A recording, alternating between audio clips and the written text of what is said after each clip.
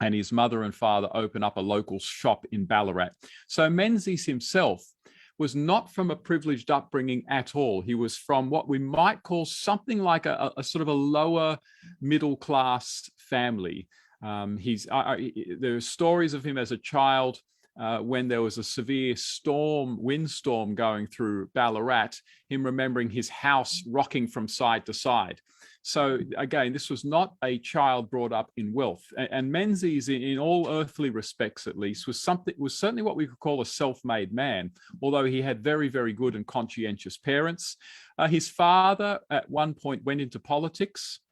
His father was also a lay preacher in the local churches. And so you sort of get an idea of where his interest in politics came from, his brilliant sort of capacity as a public speaker.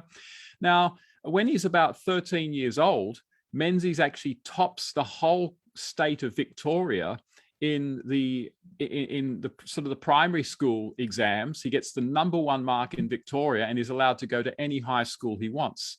And so he goes to a private high school, and then he wins another scholarship and eventually wins a full scholarship to go to Melbourne University. And he starts Melbourne University in 1914. And anyone who knows anything about history knows that 1914 was quite a year. And of course, Menzies himself does not go to World War I, which was something that stigmatized him for the rest of his life. In fact, when he became Prime Minister in 1939 and actually declared that Australia was going to a war with Germany, many people said he was unfit for office because he was too cowardly to fight in World War I. Well, in actual fact, it wasn't that he was too cowardly at all. He was a university student.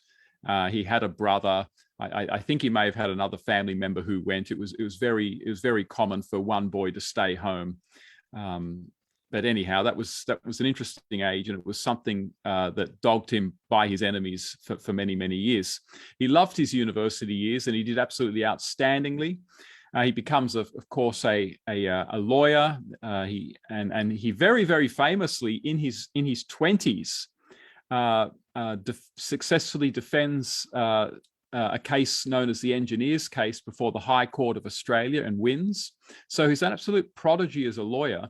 And then in the year 1929 goes into Victorian state politics. The following decade, he goes into federal politics. By 1939, when he's in his early 40s, or his mid 40s, he is Prime Minister of Australia.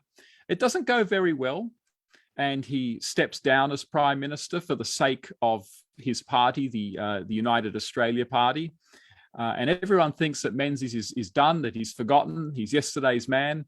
But of course, as we all know, 10 years later in 1949, after he'd helped form the Liberal Party 5 years earlier, in fact, he wins office with the Liberal Party, becomes Prime Minister, and is Prime Minister from 1949 to 1966.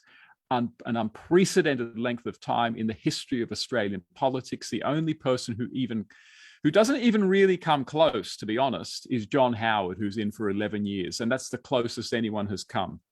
So pretty remarkable stuff.